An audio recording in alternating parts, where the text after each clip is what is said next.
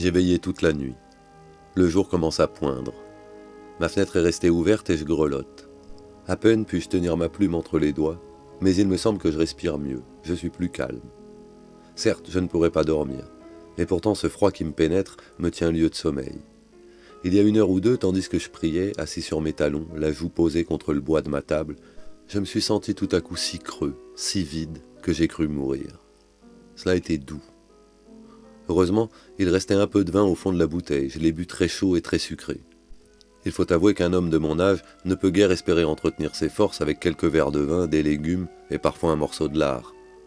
Je commets certainement une faute grave en retardant le jour de ma visite au médecin de Lille. Je ne crois pourtant pas que je sois lâche. J'ai seulement beaucoup de mal à lutter contre cette espèce de torpeur qui n'est pas l'indifférence, qui n'est pas non plus la résignation, et où je recherche presque malgré moi un remède à mes maux. S'abandonner à la volonté de Dieu est si facile lorsque l'expérience vous prouve chaque jour que vous ne pouvez rien de bon. Mais on finirait par recevoir amoureusement comme des grâces les humiliations et les revers qui ne sont simplement que les fatales conséquences de notre bêtise. L'immense service que me rend ce journal est de me forcer à dégager la part qui me revient de tant d'amertume. Et cette fois encore, il a suffi que je posasse la plume sur le papier pour réveiller en moi le sentiment de ma profonde, de mon inexplicable impuissance à bien faire, de ma maladresse surnaturelle. Il y a un quart d'heure, qui eût pu me croire capable d'écrire ces lignes, si sage en somme? Je les écris pourtant. Je me suis rendu hier matin au château, comme je l'avais promis. C'est mademoiselle Chantal qui est venue m'ouvrir. Cela m'a mis en garde.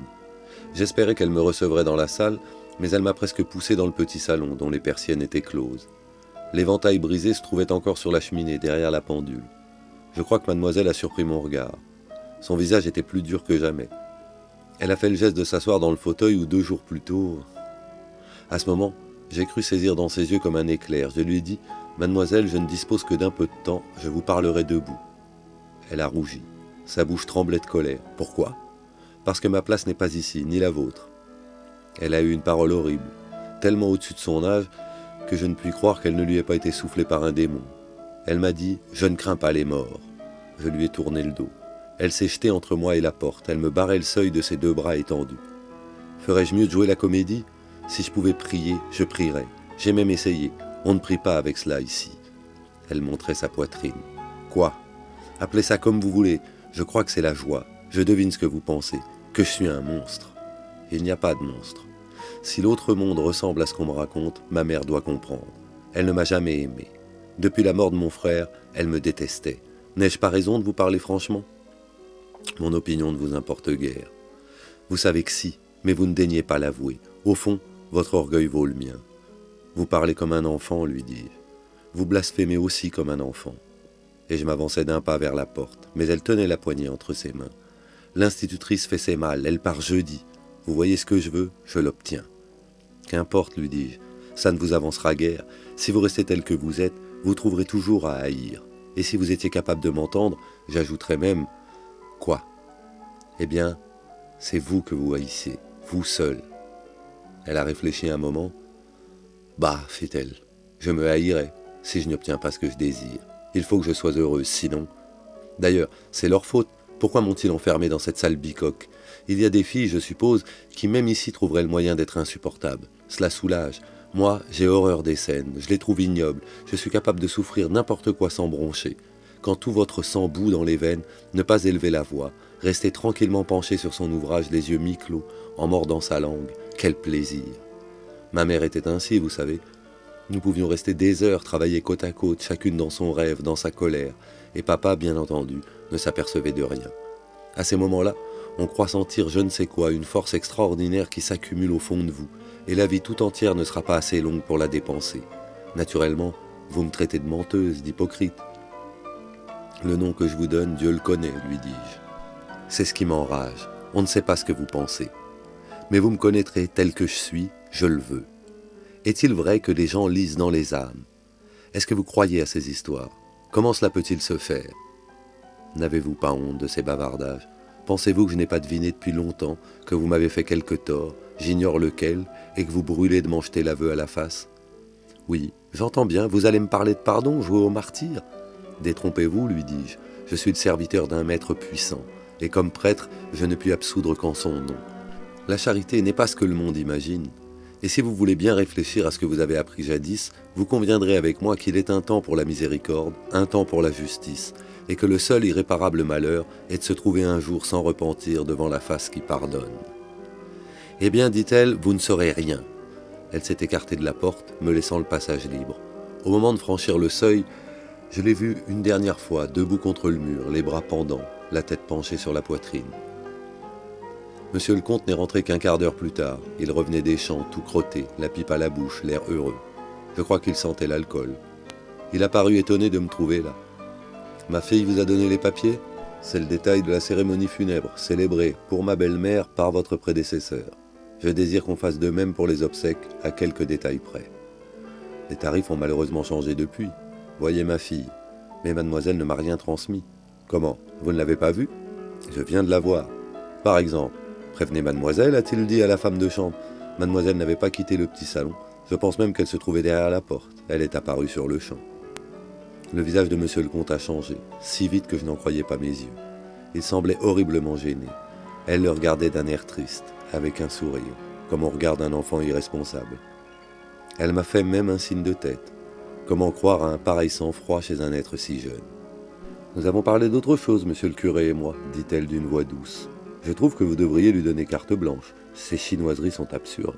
Il faudrait que vous signiez aussi le chèque pour mademoiselle Ferrand. Souvenez-vous qu'elle part ce soir. Comment ce soir ? Elle n'assistera pas aux obsèques ? Cela va paraître extraordinaire à tout le monde. Tout le monde. Je me demande au contraire qui s'apercevra de son absence. Et puis que voulez-vous ? Elle préfère partir. Ma présence embarrassait visiblement monsieur le comte. Il avait rougi jusqu'aux oreilles. Mais la voix de mademoiselle était toujours si parfaitement posée, si calme, qu'il était impossible de ne pas lui répondre sur le même ton. 6 mois de gage, reprit-il, je trouve ça exagéré, ridicule. C'est pourtant la somme que vous aviez fixée, maman et vous, lorsque vous parliez de la congédier. D'ailleurs, ces 3000 francs, pauvre mademoiselle, suffiront à peine au voyage. La croisière coûte 2005. Quoi ? Une croisière ?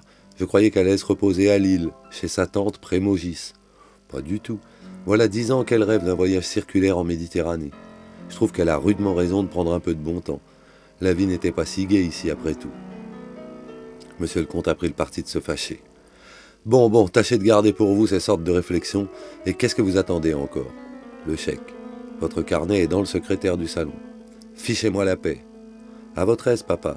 Je voulais seulement vous épargner de discuter ces questions avec mademoiselle, qui est si bouleversée. Il a regardé sa fille en face pour la première fois, mais elle a soutenu ce regard avec un air de surprise et d'innocence.